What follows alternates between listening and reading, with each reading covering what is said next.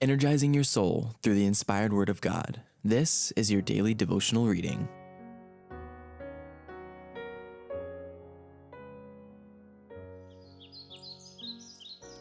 This Day with God, a devotional by Ellen White. May 20th, Christ's crowning miracle. I love to tell the story of unseen things above, of Jesus and His glory, of Jesus and His love. I love to tell the story because I know 'tis true. It satisfies my longings as nothing else can do.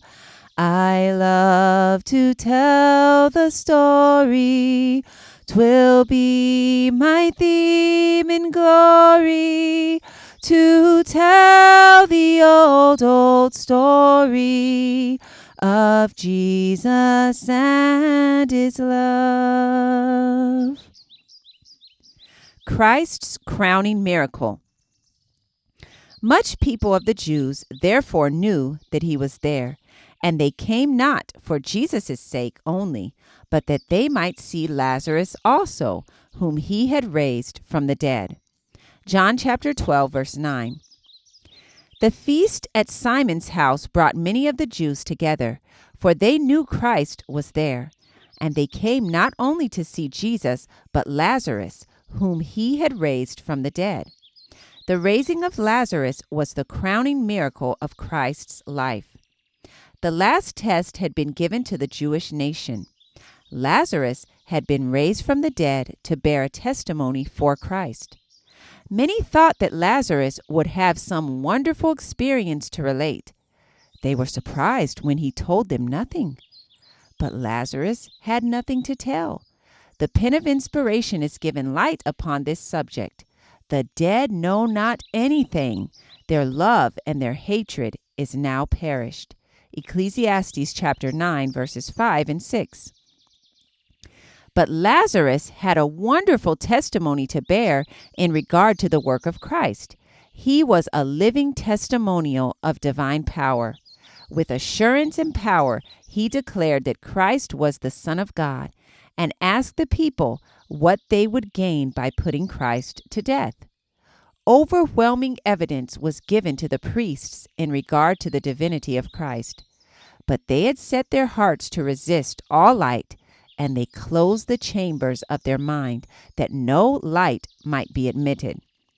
The honor showed to Jesus exasperated the scribes and Pharisees. They consulted that they might also put Lazarus to death, because that by reason of him many of the Jews went away and believed on Jesus. John chapter 12, verse 11. The testimony of Lazarus was so clear and convincing that the priests could not resist its argument. Therefore, they laid their plans to put Lazarus to death.